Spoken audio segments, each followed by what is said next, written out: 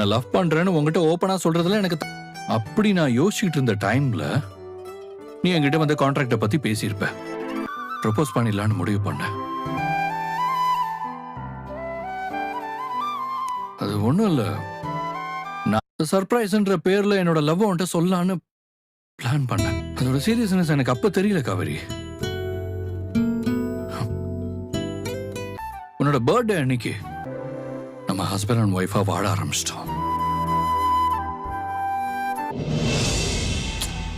அதுக்கப்புறமா உனக்கு அந்த பயம் வந்துச்சு இல்ல? அதுக்கப்புறமா உன்னை விட்டு நான் போவேன்னு உனக்கு எப்படி காவேரி தோணுச்சு சொல்லு. வெண்ணிலா வந்ததுக்கு அப்புறம் தான் நீ திரும்பவும் குழம்ப ஆரம்பிச்சேன்னு சொன்னேன்.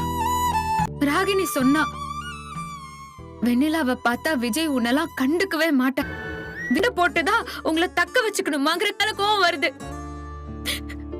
ஆனா யோசனை அப்படியெல்லாம் போக